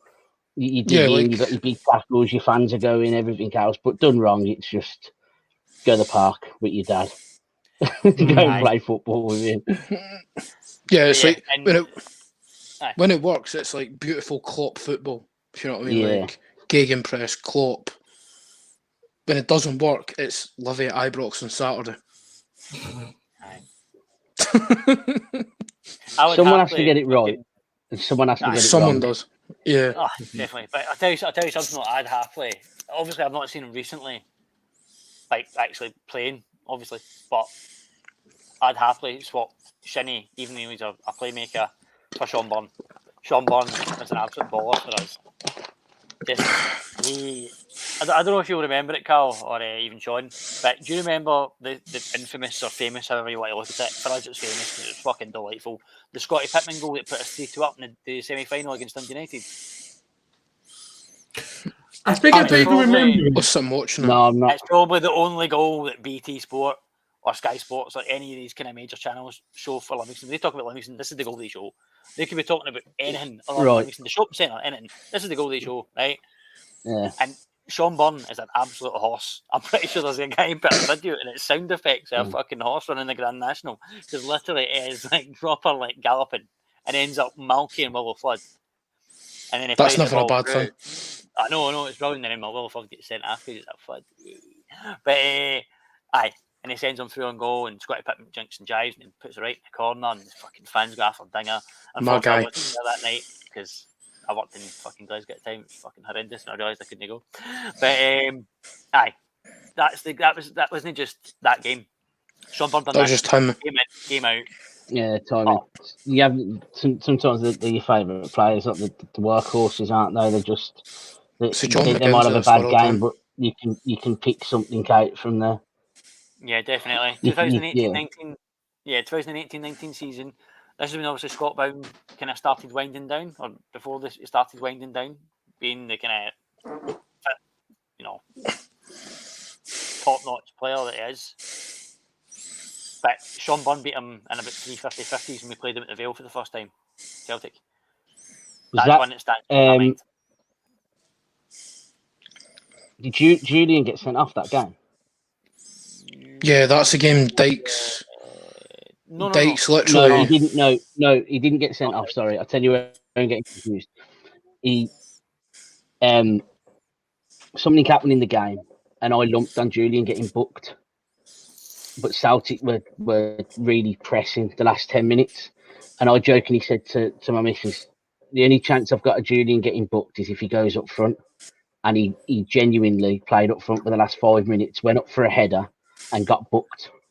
But I'd had a good few quid on him getting booked because he was on his last warning for a tackle, and then when the later the game got, I thought, oh my god, what have I done?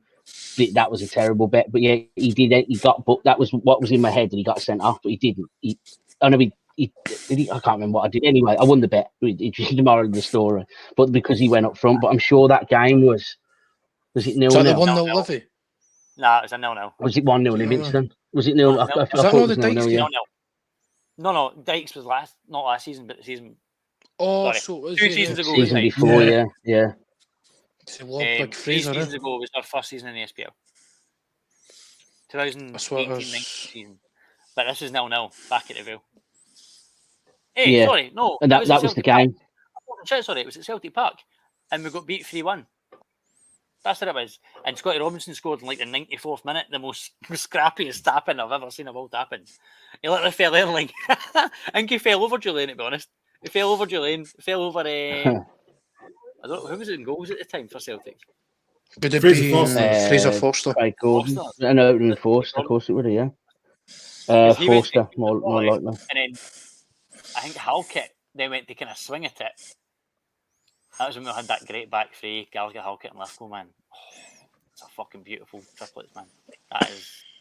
Oh, the glory days, mate. I don't care about the CIS Cup final win.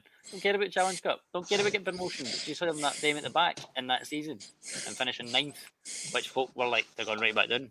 Oh, amazing. But, no, aye. No, it was Craig Gordon in goal. Aye, but yeah, I remember Burn just absolutely smashing him. Nailing him. And then... Yeah, because the game at home, it was quite early on the season. I just remember it was tough. It was one of them where you're watching Celtic slogging, you're thinking it'll come in a minute, that the goal will come or the chance will come, and then eventually, as I say, we're getting centre backs going up front to try and fucking go at it, like. But that was a tough one. I remember a lot. It stands out quite well that there was a lot of any sort of ball playing. Just it was wiped out. There was interceptions. There was clearances. It was a proper digging. Definitely. And another one that you'll not mind me saying, Rodgers. I want to say it was Dylan McGee. And Burn just, wiped him. And obviously, you house fans are all going fucking Affledingers, seats getting ripped up. Aye, do you want to know why we're going mental, right, when Dylan McGee gets challenged? Because the cunt's made of glass. Aye. Cunt's made of fucking glass, man. He's Ken what? Right, it's a big fucking boss, but see football ability, right, and if he stayed fit, he'd be better than McGinn. He's right up there. Do you remember his solo goal for Celtic? Aye. He's absolutely right unbelievable. He's right up there. What a player. He can play. Yeah. He can play anywhere in midfield, man. Yeah. He's so versatile.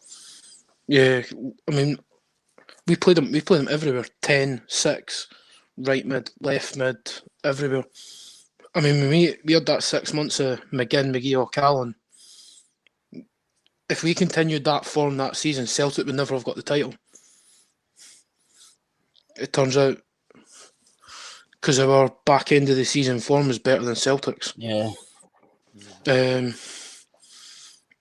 no, I get what you mean. Like, just those players that are just absolute grafters and go through you. I suppose Bartley's not going to be playing much as well for you, being the assistant manager.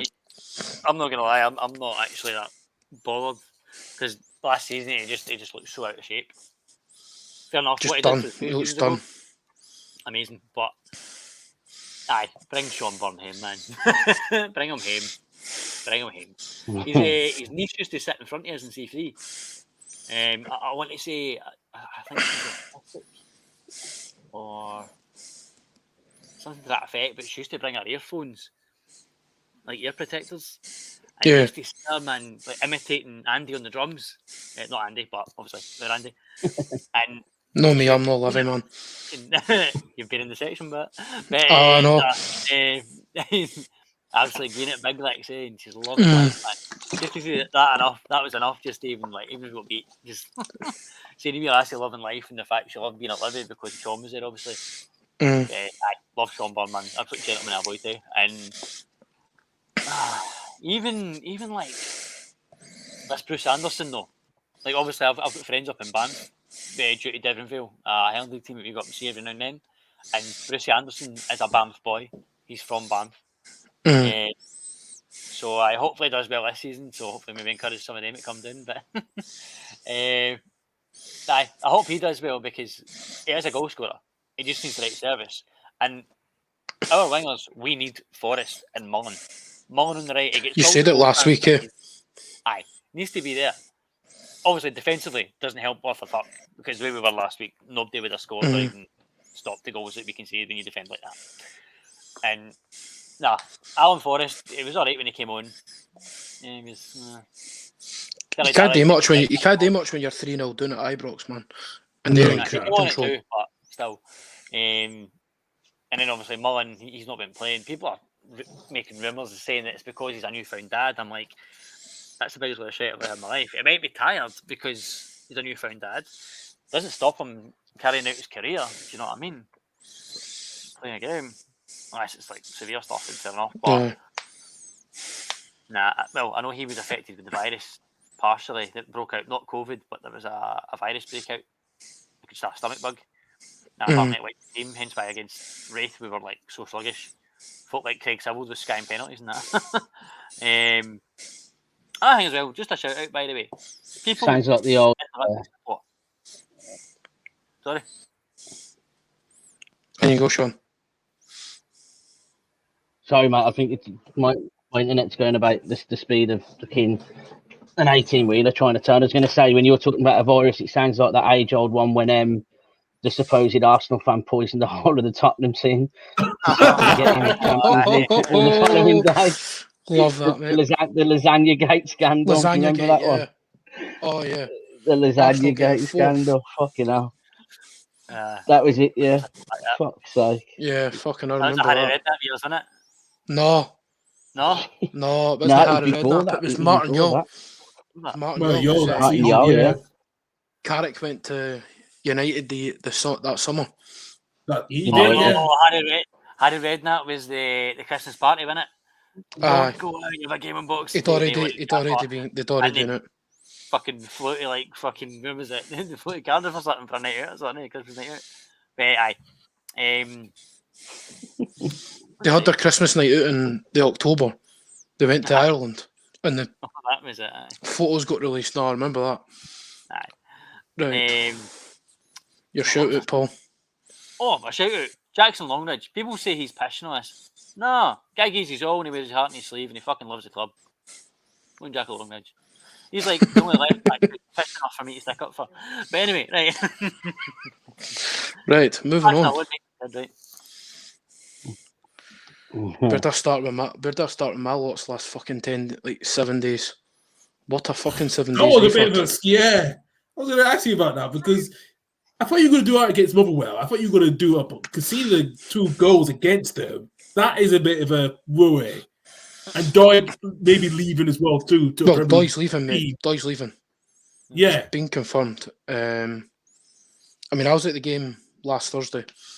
Not last Thursday, 2 Thursdays ago, against Santa Coloma. What a return! Didn't get to speak about it much last week because the stream kept kicking me off, and it's kicked me out once a day. So I think.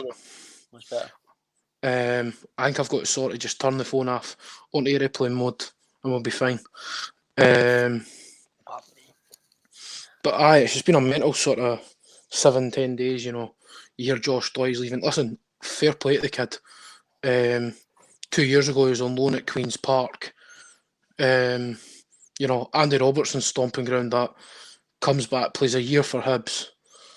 He was outstanding last season.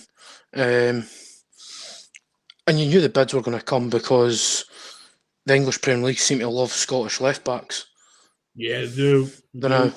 I'm going to say Doy's going to have a better career than Tierney because of his injuries. If he goes to the right club down south. I fucking love Kieran Tierney, man. I think he's better than Robbo personally. I think he's a better player than Robbo. I think on the day, it's a hard one, isn't it? Yeah. I'm going to go Tierney. Eh? Oh, say either side him. It depends who's in front of him and to his left. Sorry, his left, the cunt in the wheelchair.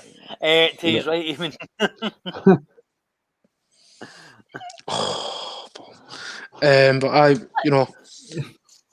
win against Santa Coloma.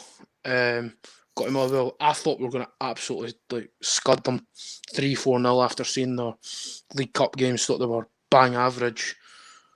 They come at the trap straight away. I'm going, what the fuck's going on here? Tony Watt totally disguises a ball. Karl gets the ball in.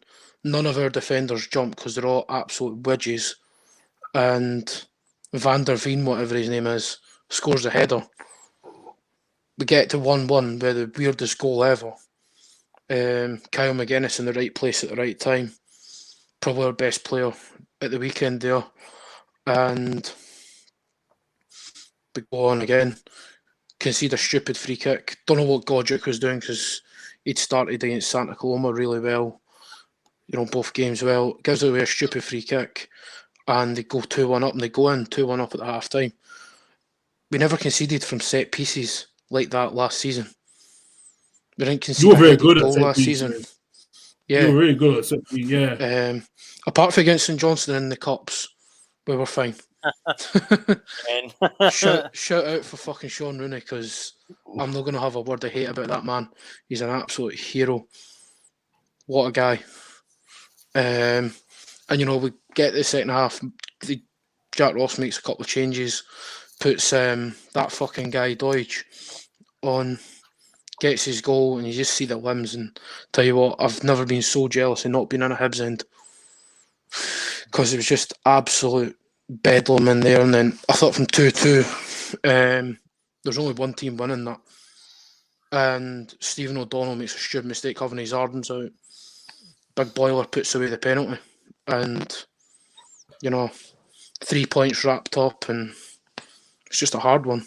It's going to be a hard one. Who do we replace Doig with? Loads of rumours flying about. I'd go for Jamie Robson personally up at Dundee United. If we're going to get daft money for Doig, I'd actually go into what's her name, Dundee United, and ask. Suppose Shanklin's going to go for $500,000. I'd just go and offer them $1 million for him and Robson, personally, because I think we need another striker anyway. We're going to need a left back. Yeah. I've heard rumours of centre backs that we're interested in, so we need to get right in there and get players in, because that team's not complete yet. We're going to have a good season. We've done it without Scott Allen as well, which is massive. Yeah. I don't know what Scott Allen's going to return though, after obviously his, the ball with his heart and that. But no, I mean, got Reykjavik tomorrow. I've not decided whether I'm going yet. The tickets are on general sale somehow, and then we've got Ross County on Sunday, I think it is. Gotta be honest, I don't know what the score will be. Reykjavik are a good team. I think we'll do Ross County. I don't think there's much special at Ross County, and you look at all the players they've got rid of, and I don't rate Malcolm Mackay as a boss, especially with all the shit he's been up to in his past. Yeah, I just absolute fucking nonsense in his past. I don't know why Ross County got rid of Big Yogi, because he would have got him, mid-table, give him the money, give him a bit of funds, and he would have got him safely to mid-table. Personally, yeah. Right, we're going to start closing up the show. Looking forward to fixtures. Sean, how do you think you're going to do against what's the team called? What are they called? You talking about Europa League? Aye. I don't know who they've got tomorrow. Who are you playing in Europe, mate? I'm not turning my phone on. He's speaking, but there's no It's Strala. Yeah. Sorry, boys. It's Jablanek. That was it. Sorry. Pronunciation wise, God knows if we've got that one correct, but yeah. It's a difficult. I mean, look, not the best. You look at last season. They're fourth in the Czech League. You'd like to think that for the sake of the SPL as a whole, we'll go and beat them. Yeah, 100%. I think it could be a very big confidence boost going into Sunday. And at the end of the month, on a positive spin of results, we could be having a very different conversation. But yeah, I think it has to be the start, in my opinion. It's got to be a win. I think if I go with the heart, then I'm going to go 2-0. Hope that Hart will go straight in and keep a clean sheet, try and get a couple of goals, and just lift the spirits really for Sunday. But yeah, that'd be me. I'd go 2-0. I'd go 2-0 Celtic. Who's got the weekends at Dundee? Dundee at home on Sunday. Yeah. Difficult team that have just come up, and teams that just come up are a fucking nightmare to play early on because they're full of confidence. They're happy to be there. Their fans are happy.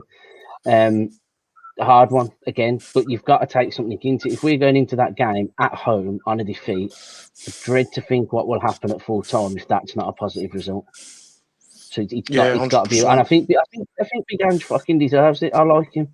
He's I've managed to see what the training wear looks like in an extra large before I brought it. Hats off to the man.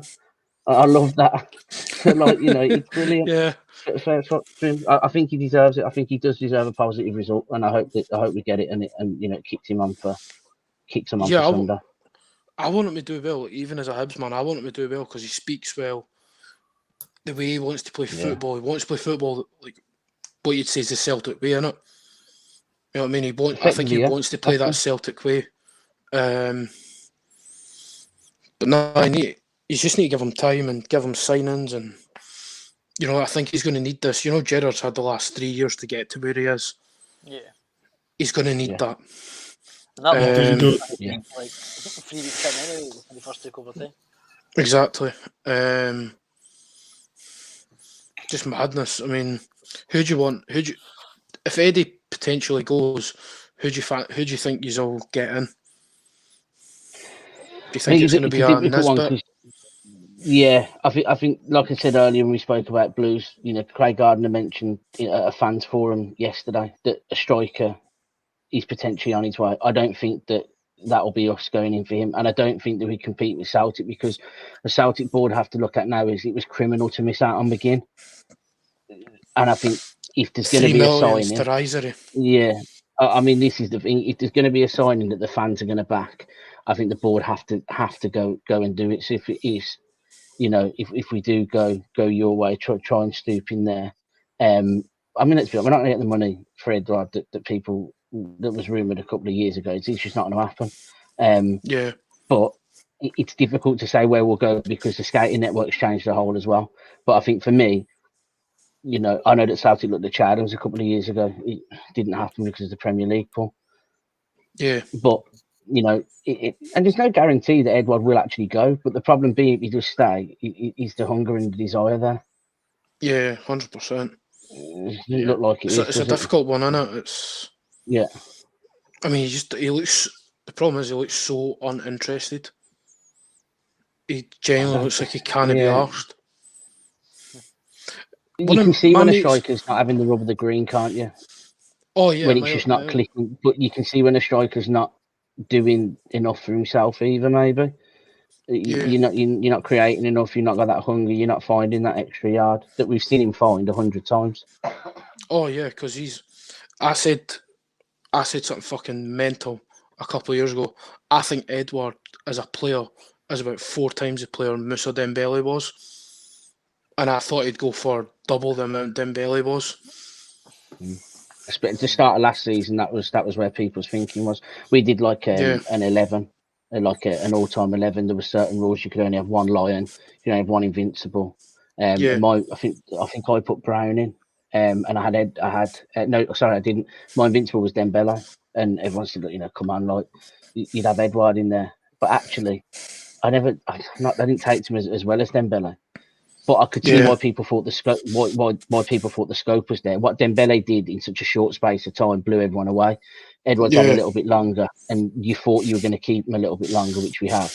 But the scope that was there, it has just faded away for whatever reason.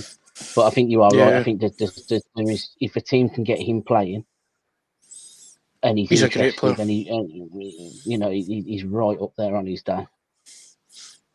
Yeah, for me, I just think he's a complete player. He's unbelievable. personally, Dembele's a great goal scorer. I think Edwards got the lot as a player. And this is an outside fan looking in. I think he sees everything as well. If it is to be Nisbet that comes in, and you look at it that way, I think that Celtic fans, if we're going to go down the route of get anything in that scores goals, we can't be bothered about a household name, if that makes sense.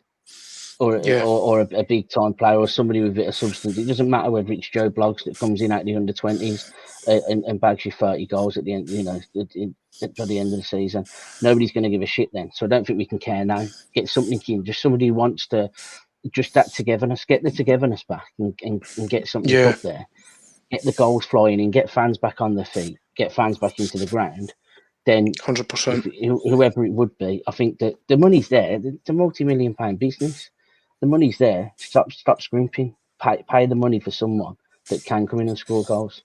Yeah, no, I agree with you. I mean, for me, John McGinn, you wouldn't have needed to fuck about for midfielders, right? If you sign McGinn, and criminal. I credit myself from going to Villa, by the way. And this is just a joke on this podcast. He does that a lot. Yeah, I do this a lot, right? So I seen McGinn after his last game at Hibs. He played Motherwell, and he fucking destroyed them on his own. And I was like one of the last people to speak to him. I went, "Don't go to fucking Celtic." And he fucking laughed with me. And I thought, oh, fuck it, he's not going to go. He fucking, goes to Villa. And I was like, I'm fucking taking credit for that. Fuck it. I think he knew when you said that to me. He was laughing. I think he knew. I think he knew what he was doing. Just a fucking run and laugh on this podcast. I told McGinn to go to Villa. Because I think he can run the Premier League and come back up and run Celtic after he's 32, 33, yeah.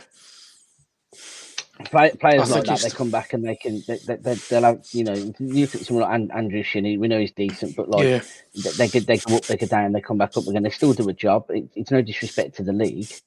Yeah. But it does happen. Players can do that, and especially players of McGinn's, calibre. Yeah.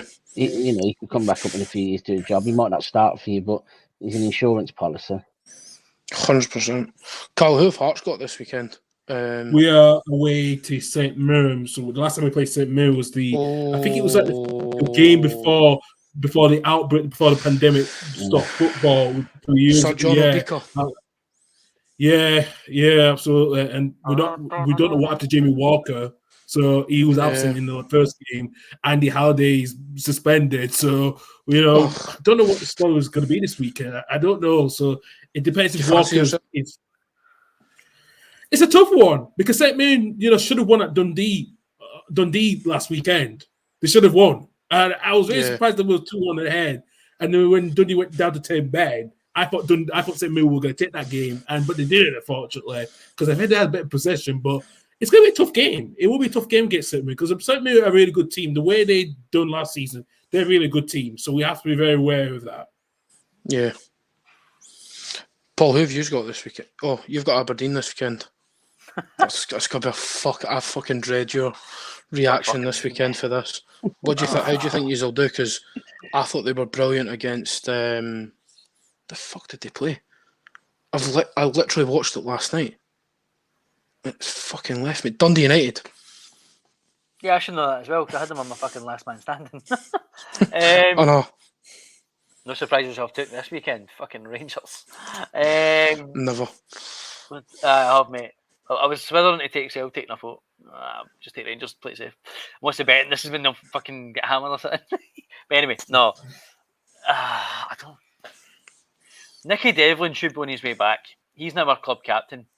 Now that Bartley's kind of moved aside into the coaching role, even though he's still technically a player manager. But I think he won't play much this season. Maybe at a push in the cups. Maybe at a push. But yeah. If we can utilise the wingers like I was talking about earlier, get Alan Forrest, get the postman on. Exactly. Get Craig Sibbles pinging out fucking Xavi style passes like he used to do all fucking season last season. Well, I say all season last season about 4 days. But we'll go with it, right? Because 4 games. You've came out with some belters today.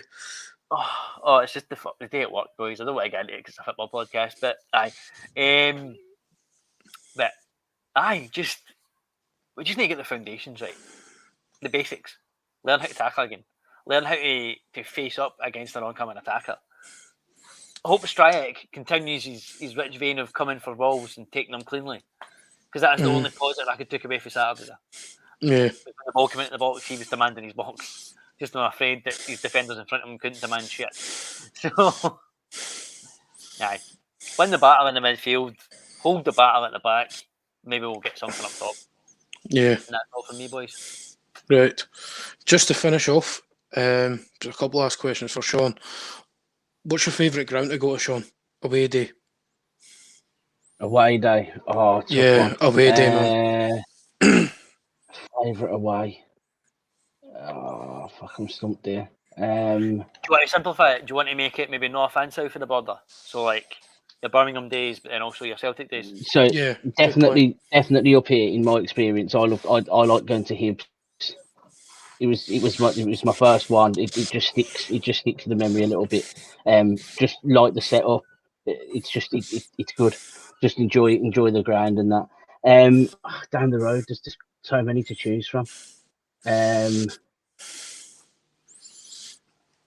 think as a whole day out, I'm going to go towards Liverpool. The away and shite because it's like looking through a letterbox. But I think as your day out, not far from Birmingham, great pubs, fantastic city. That's where it's at. But I've had more in the championship away days. But I think if I had to pick one on the spot, I'd go there because you're getting the all-round package. You're getting them Saturday 3 p.m. You're laughing. Yeah. No, I get that. And who's your favourite players for Birmingham and Celtic? If your two favourite players. Favourite ever? Or yeah. Just favourite ever. I think I'd go Mikel Forsell. What a baller, man. What a baller. Yeah, I think growing up in that, being, that sort of age of when he was there, he was the main striker. You had him on the back of your shirt. I could pick quite a few, but I think on the spot, I think Forsell's probably going to be, the biggest influence as a kid when you're in the playground. I think Celtic-wise, obviously, given another striker, growing up again, it's going to be Larson. The king. You're not going to see the things he did. Reaction when he left. Everything about him is just perfect. But I mean, I say for Sen as well for Blues. There'd be a few of my friends watching this that say about overlooking Christophe de Garra.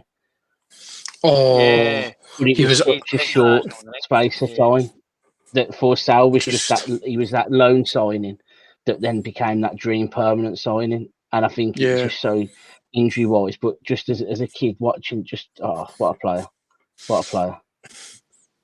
Yeah, it's one player I think of when I think about Blues. I think Mikel Forsell and Big Zigic. Yeah, Zigic. That was maybe a question for me there. It's just such a cult hero. Nobody. He took 35k a week in the championship and sat on his ass training with the under-18s, but nobody gives a fuck because he's a cult hero. He won the cup. You couldn't be mad at him. 6'7" and jumps at the height of a 6'4". What more can you want in a striker that's supposed to be good in the air but scored good headers? That literally just when you get a cult hero like that, you literally just described it's slightly different levels, obviously. No disrespect to Armandoni, but he's not quite Birmingham even championship level. But he was like 6'2", and he was a striker, but he never scored normal goals. You could literally give him out 3 yards from goal, open goal, and he'd still miss. He'd still find a way to put it in Rosehead. However, if you give it to him on the full volley from at 35 yards, he'll crack the crossbar.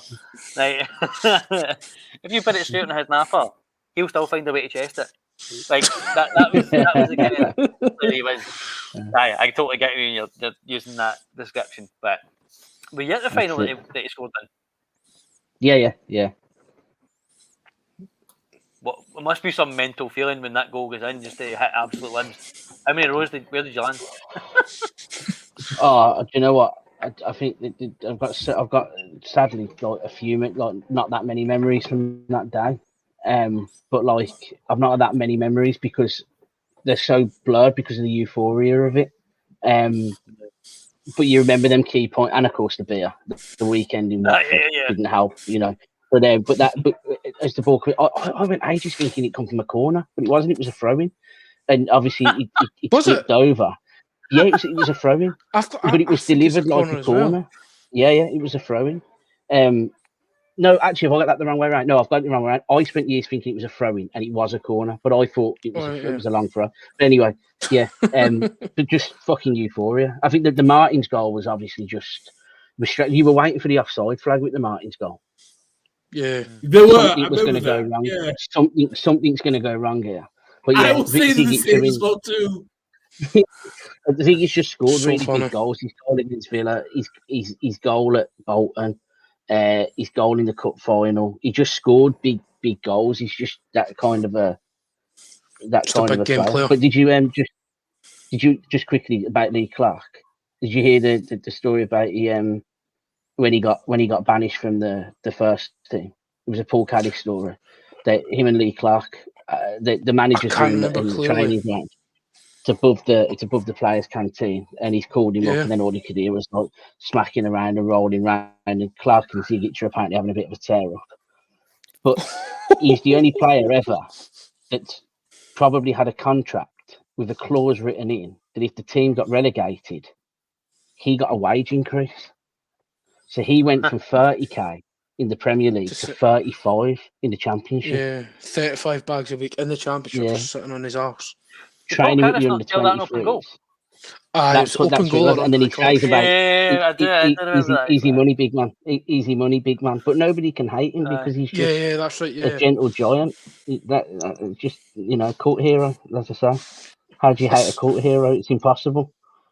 Yes, I suppose it's like Hibs fans, right? See when you mention Anthony Stokes. That's it. That's exactly it. The minute you mention Stokes, forget the fact he fucked it when he came back.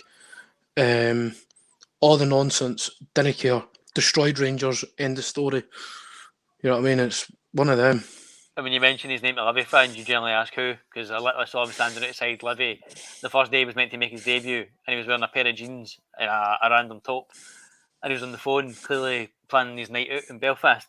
Right, so Dublin, didn't he say Belfast to him? Oh. Fucking didn't he say Belfast about Stokesy, man? Oh no, he was going to. He's a Dublin boy. Considering he was standing with like 3 fucking Rangers supporting Livy players, Stevie Lawless being one. I think who else he was standing with? He'd be gone to his dad's pub in Dublin, man. I can't remember who else. Corey, I think it was Jason Holt actually. I can't. But aye, standing with them, talking about all them whilst on the phone. So right, we've gabbed for the last nearly 2 hours, boys. Thank you so much, all yous, for coming on. Sean, welcome on anytime. Thank you very much, mate. Absolutely brilliant chat, man. Brilliant to hear your stories. PC coming in late and just make me piss myself laughing all night. And if you didn't come on, I was going to shout you out for the connection with Sean. Got to thank you so much. No danger at all, man. First time I've actually spoke to Sean, like, albeit not like physically face to face, but in a face to face manner. It's always either been a Snapchat video or a fucking. Come on, we'll just need to fucking get together for a fucking bevy in Glasgow. Sean? You're up north, aren't you? You're up north now. I'm up just outside of Forfar. Forfar, see, Forfar. Aye, so Angus, aye. Yeah. Nice. I'll get told off for saying it like that. Sometime. Yeah, so just yeah, that's it. Nice one. No, it's been a pleasure, boys, honestly. It's been absolutely brilliant. Thanks ever so much for having me on. Not a problem. You can... I'll put all the links in the description as always, boys. Karl, thank you again, as always. I'll see you Friday for Sam Radio. You want to share when you're on? Yeah, so glad to be back. Glad to have you around in my study room where I have a day bed so we can sit down, talk with Reagan. So it'll be good. And then be back first show back after during the summer break as well. So yeah, it's been decent. Glasgow. 3 p.m. on Friday. Aye. I might be a bit late. I'm just going to warn you. I might be a little bit late. That's fine. I will answer the door while I'm live, and I'll have to get ready to do the rest, so, but that's not a problem. Boys, this has been Football Bloody Hell. Thank you very much, and we'll be back next week reviewing everything as always and going off on tangents as we always do. Cheers, boys. See you later.